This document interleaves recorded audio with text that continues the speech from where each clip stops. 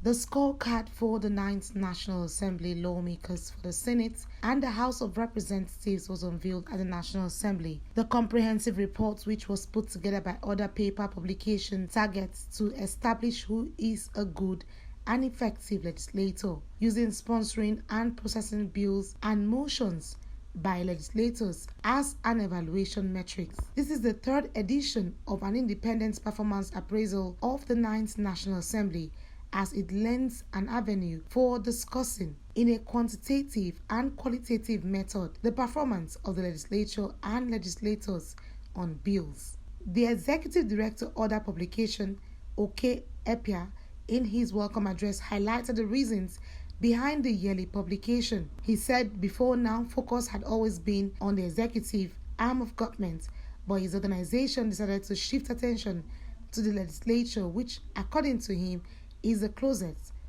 to the people and a critical arm in a democracy. And for us, the conversation should be about productivity.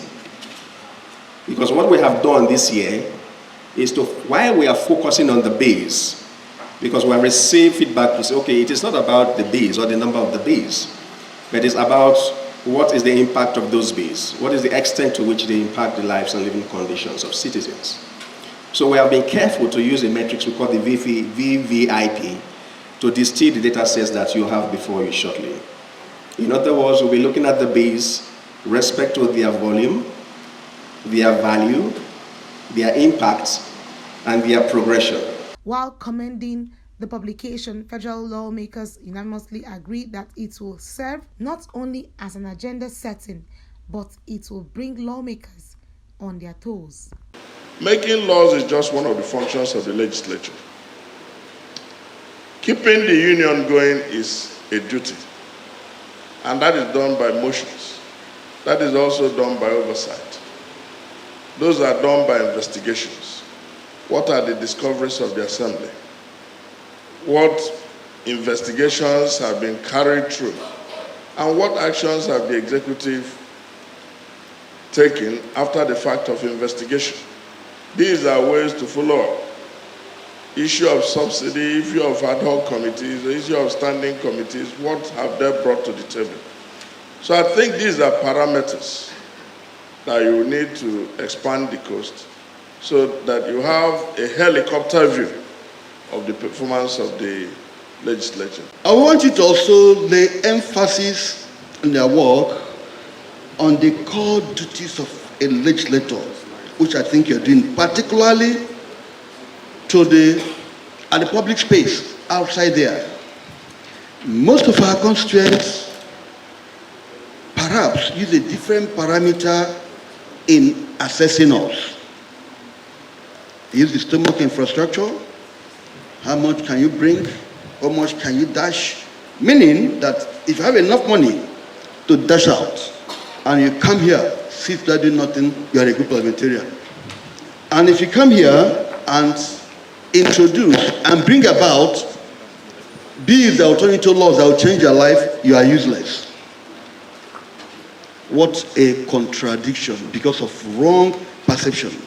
Others believe that it is time to enlighten Nigerians that legislators should not be judged by the numbers of weddings and burials they attend, but on the numbers of motions, bills, and contributions made at plenary or at public hearings.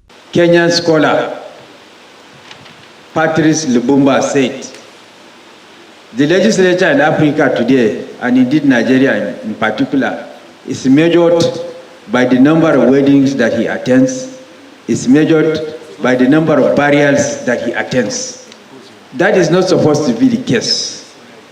The legislature, the barometer for measuring the performance of a legislature should be by the number of bills that he has sponsored and have seen the light of the day, not by the number of weddings or burials that he attends in his village.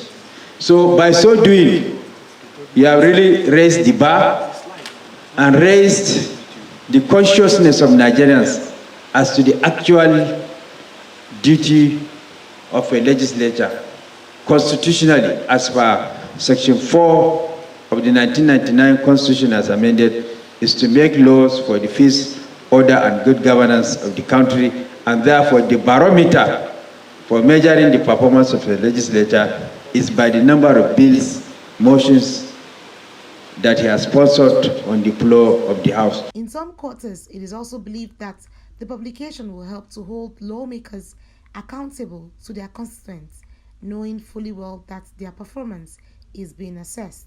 It provides learning for the citizens. Oftentimes you have heard people assess legislators wrongly because they do not understand how to assess them, because they do not understand their core mandate. But glancing through the invitation and the background that the executive director of other people has provided already clears the doubt in my mind, and I believe it's same for the Nigerians that will receive this report, that perhaps going forward we'll understand our legislators better, their mandate will be clearer to us, and we'll begin to appreciate them more for the work they do. The institutionalization of these reports, if widely circulated, would in no small measure motivate legislators to be responsive and accountable to their constituents and the Nigerian populace.